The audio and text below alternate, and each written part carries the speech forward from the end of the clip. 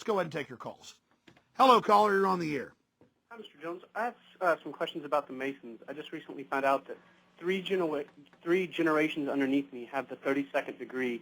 My dad is 77 years old, and I was wondering if there's some questions that I might be able to ask him to pick his brain and just to get some information of it, because a lot of this stuff makes sense. And if you could give a brief overview, not of the history of the Masons, but more of current stuff and anything that might just give me some decent information to go in with, because I just can't believe this. I'm 26 years old. I've never heard of this before, and I recently found all this information, and I asked him about it, and I got some vague answers. And I know my father real well. He's my best friend, so I can tell when he's hiding something and lying, and I can tell by his facial expressions, and something's not right there.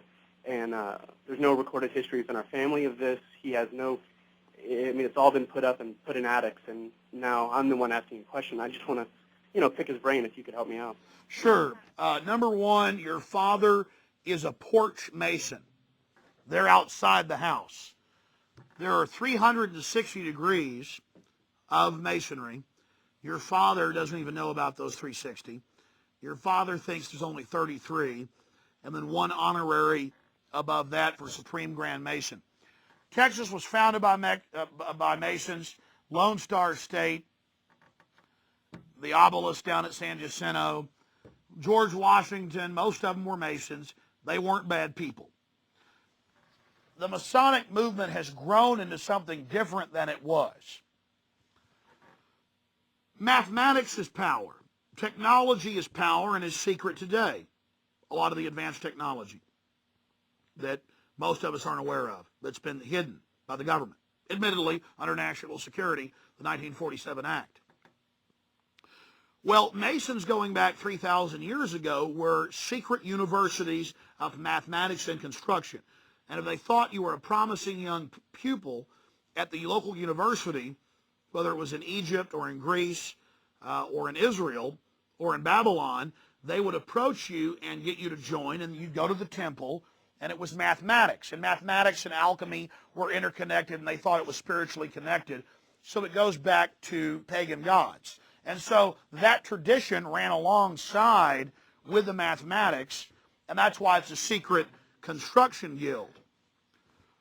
But around the 1770s, a group of mercenaries funded by the Rothschilds, this is all in the encyclopedia, funded a group called the Illuminati, who were trying to co-opt the crest of the Renaissance in the 1770s. We got these revolutionaries. People don't want to be under kings. We've got to co-opt them to get rid of the kings and the royalty and put ourselves in power. But in truth, it was actually other royal families funding it through the Rothschilds to overturn their cousins and get control in other areas. So it was a corporate consolidation. And so revolutionary groups have always been hijacked and misdirected. I've had many offers myself to, be one of the globalist controllers. I mean, I've had open offers several times, to be brought into the whole thing, and I'm just not going to do it. So that, to answer your question, your father knows it's a cult at the 32nd degree. Your father thinks he knows the secret that Lucifer is really Jesus. Your father, he knows that much, but he doesn't know the rest of it.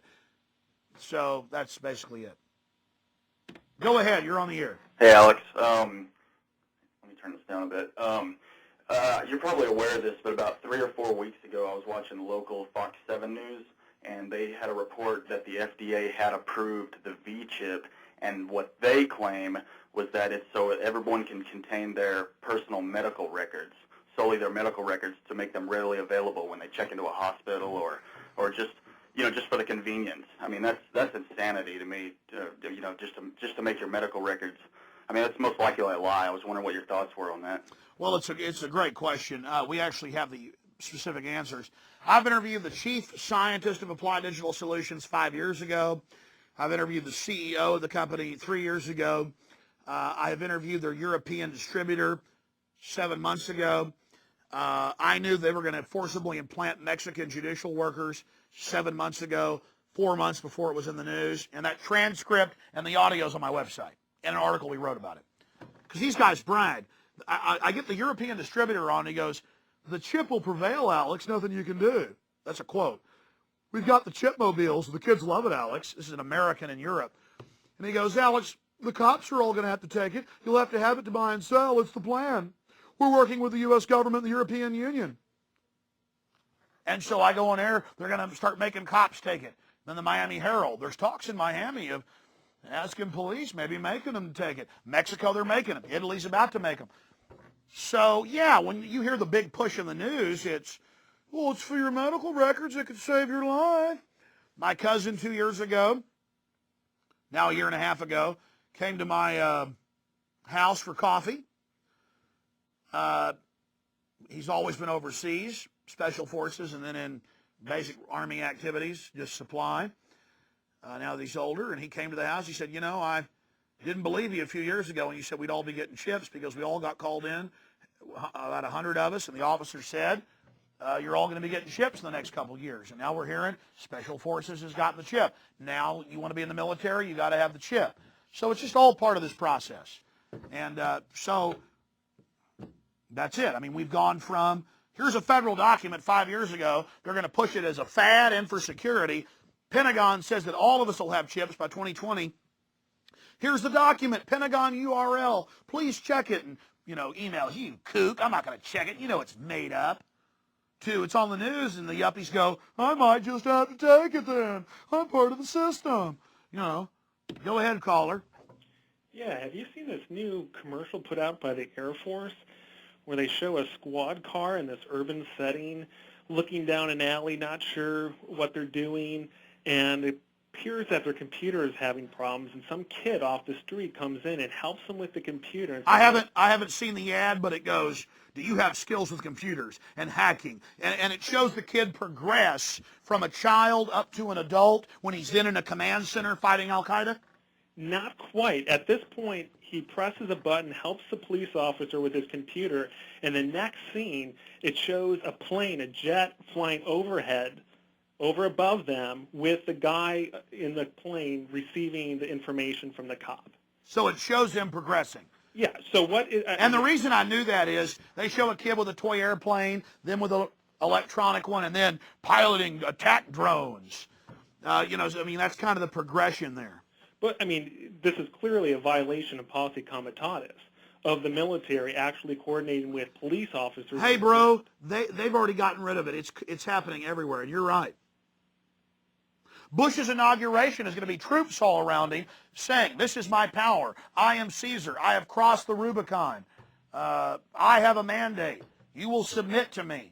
And everybody 20 years ago knew when a prime minister or foreign leader is always seen with troops around him, you're dealing with a dictator. No, I believe that. I just was under the impression that that has not been repealed, and at least nominally it's still in existence. In 1986, the 1878 Posse Comitatus law had holes put in it you could drive a 747 through. I've interviewed the JAG officers. Well, that's depressing. I'll see you later then. Well, let me ask you a question, and I agree with you. Why is it bad to have the military involved in our lives? Well, obviously, it's not... Obviously, Guatemala and China and Nazi Germany do that. Military fights an enemy, kills people and breaks things. They first militarize our police. Now they're killing us with rubber bullets and tasers every day. And then now they're going to merge the two. Yes. Well said. You're absolutely right. Go ahead, caller. Hey, I was just interested in getting a taped copy of this show, of this exact one, November 9th. Well, what we're going to do is we're going to turn this in. Maybe we'll call the name of this show November 9th. And you can call Access TV at 478-8600, extension 15, and request to see more of these shows. But that's basically how you get to see it again. Hello, caller. Last caller. Go ahead. Yeah, hello, Alex. Answering that gentleman with the biometrics question, facial recognition is already going into play. By the way, my name is Diogi. I'll send you a few emails. The embedded networks is basically what it's called. They actually utilize that and utilize it in Afghanistan, where they drop micro, nodes where they can see all kinds of movement. My question, though, is kind of like a two-part thing.